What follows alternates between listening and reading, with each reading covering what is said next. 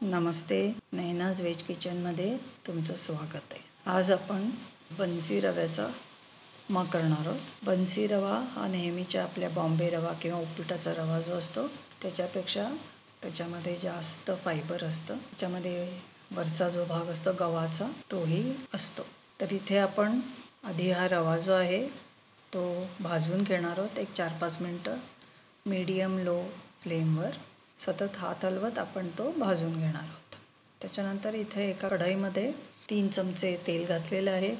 त्याच्यामध्ये अर्धा चमचा मोहरी, अर्धा चमचा जिरे घातलेले आहेत। उडदाची डाळ आणि हरभऱ्याची डाळ अर्धा चमचा घातलेली आहे आणि हे सगळे डाळी थोडंसं लाईट ब्राऊन होईपर्यंत आपण परतून घेतो आहे। त्याच्यानंतर त्याच्यामध्ये थोडी कढीपत्त्याची पानं घालतो आहे आणि एक अर्धा कप चिरलेला कांदा घालते आहे। नंतर कांदा जरासा रंग बदलेपर्यंत आपण परतून घेणार आहोत। त्याच्यामध्ये एक पाव कप बारीक चिरलेलं गाजर आणि इथे मी फ्रोझन पीज वापरते आहे 1 मोठा चमचा। तसंच मी इथे हिरवी मिरचीची पेस्ट वापरते आहे। तुम्ही हवं तर तुकडेही वापरू शकता। तसंच 1 छोटा चमचा आलं पण घातलेलं आहे। आल्याची पेस्ट घातली आहे मी। तुम्ही किसून किंवा बारीक चिरून घालू शकता। इथे एक पाव कप टोमॅटो घालून तेही परतून घेतलेलं आहे आणि थोडंसं परतून झाल्यानंतर त्याच्यामध्ये एक 3-3.5 कप पाणी घालते आहे मी इथे आपण 1 कप रवा घेतलेला आहे बन्सी रवा। या रव्याला नेहमीच्या रव्यापेक्षा थोडंसं जास्त पाणी लागतं आणि थोडा वेळही 2 मिनिटं जास्त लागतात। तर आता ह्या पाण्यामध्ये 1.5 चमचा मीठ घालते आहे, 1 चमचा साखर आणि 1 चिमूटभर काळी मिरी पावडर घालते। ह्याच्याने खूप छान फ्लेवर येतो। तर हे ऑप्शनल आहे आणि नंतर झाकण ठेवून आपण हे शिजवून घ्यायचं। 1-2-3 मिनिटं उकळू द्यायचं आहे। त्याच्यानंतर ह्याच्यामध्ये आपण जो भाजून ठेवलेला रवा होता तो घालायचा आहे।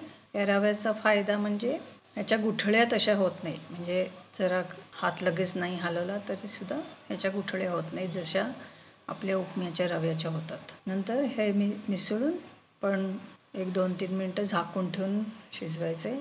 मध्ये एकदा झाकण काढून फिरवून घ्यायचं आहे जरासं आणि रवा शिजला आहे का नाही हे जरा बघून घेता येईल।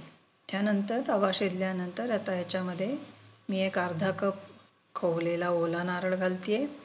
2-3 चमचे कोथिंबीर घालते आहे चिरलेली आणि 1 चमचा तूप घालते आहे। तुपाने छान फ्लेवर येतं म्हणून ते ऑप्शनल आहे। आधी आपण तेल घातलेलं आहे आणि नंतर परत झाकण ठेवून आणखीन 1-2-3 मिनिटं आपण हे शिजवून घ्यायचं आहे।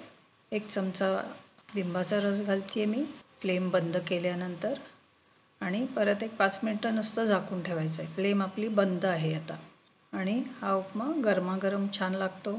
डब्यामध्ये लंचला द्यायला वगैरे सुद्धा चांगला लागतो। गार झाला तरीसुद्धा चांगला लागतो। उपमा नक्की करून बघा आणि नेहमी शक्यतो बन्सी रवा वापरा। तर धन्यवाद हा व्हिडिओ बघितल्याबद्दल। लाईक करा, शेअर करा, कमेंट करा। सबस्क्राईब केलं नसेल तर सबस्क्राईब करा आणि बेल आयकॉन प्रेस करा।